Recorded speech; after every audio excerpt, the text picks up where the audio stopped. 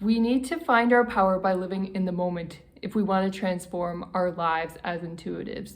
So when we live in the moment, that's when we can tell our mind and our spirit where we need to go in our lives. So the first step to living in the moment is we need to pay attention. We need to notice everything in the room that's around us, and we need to focus on the here and now. Our tendency when we're a bit bored or dissatisfied with our lives as intuitives, or if there's something even more traumatic going on, is that we leave our bodies. We focus on the past. We focus on the future, that we'll reach some idealized time when everything is going to be okay, or we're going to go back in time to that moment in our childhood where we felt really needed and cared for by our parents. But those moments actually disempower us because they take us away from today's choice points where we can make decisions and have power over our lives. It may work for us well in the moment when we're children to do this and dissociate because we are letting our parents dictate most of our decisions for us. And so we need to wait before we can actually empower ourselves and own our own lives. But by the time we become adults, this is not an empowering decision at all. It blocks us from transforming our lives, and we actually need to be focused in the present in order to be able to make any sort of meaningful change. And what we need to do in challenging circumstances is really look at our habits and figure out how we can change habits one little bit at a time to build a more empowering future. They could be financial habits, they could be habits of eating. If we eat processed food, for example, that's going to set us on a trajectory for a specific type of future with our health, where we're gaining weight and we're going to be really tired. Whereas if we eat healthy foods in this present moment, that sets a trajectory where we have energy, where we're going to succeed, and where we're going to be our best and look our youngest and be the fittest that we can be. When we make the decision to exercise, we're also working our body and building that trajectory of a happy, healthy, long life, and we're preventing chronic diseases. It's not a cure-all, it's not a perfect prevention, but most of the bad things that could happen to us, those bad trajectories, get erased when we make the right decisions in the present moment. We also have to make good financial decisions. If we're spending on something that's not important, something that's processed, something that we will eventually throw away, then those decisions add up financially, and we need to make decisions in order to save our money or invest for the future. Or you may need to take your money and spend it now on a very critical priority rather than wait. Maybe you need to pay your bills because you're behind and you're going to lose your energy or you're going to lose your shelter. These things are just as important as savings, but you want to save as well to make sure you have money in case a true emergency hits in your future. And sometimes that means really simplifying your life. That can be hard. We have food cravings, especially if we've been eating diet food with artificial sweeteners in it.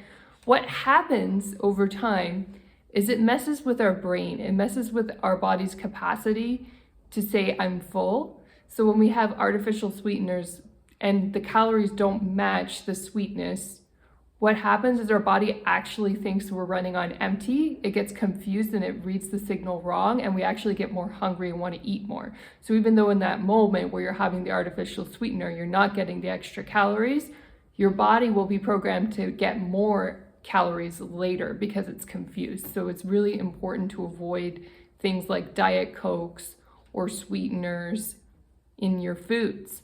But you also want to avoid other things like colors and dyes, because that also messes with your system and your body's ability to regulate itself and heal yourself.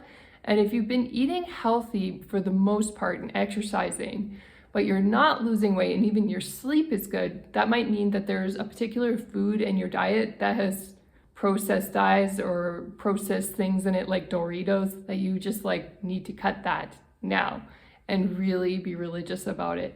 Because that can be the thing that's screwing up your weight. That can be the thing that stops you from getting to that 100% fitness. And you also need to check on things like chemicals in your environment. Are you using makeup or are you using cleaning products with chemicals in it That can also mess with your health, and even if you're doing everything else right, it can set a trajectory where you're potentially going to have a major illness down the road. And places where people live where they do suffer a lot from cancer or major illnesses, sometimes there's an environmental factor, like there's a certain company there dumping something in the water that can actually cause people to get sick over time. And so sometimes we need to make a drastic decision like moving away from a really dangerous place where we could potentially acquire an illness. And that's not easy, but that choice potentially saves your life and gets you more years of your life back. So these are the ways that we can empower ourselves in the present moment to build a better future for ourselves. And for many of us, it's actually not more money that we need, it's actually more health.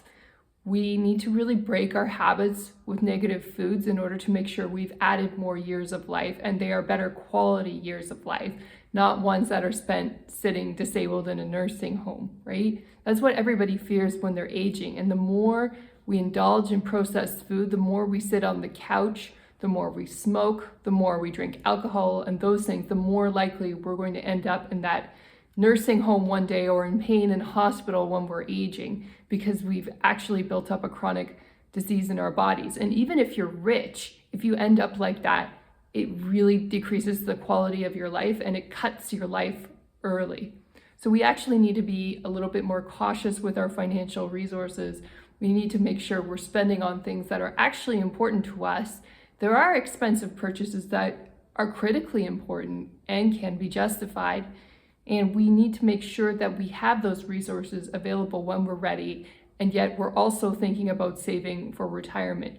Our brain doesn't really understand future pacing that much. We can idealize the future and think we're going to have the willpower to get things done later, but not understand that our patterns in the present actually are going to stop us. So the time to save for retirement is right now. Even if you can only set aside a small amount of money, you have to start building that muscle and start saving as quickly as possible. Otherwise, you will never build it if you keep putting it off into the future, and you will be left with nothing when you age.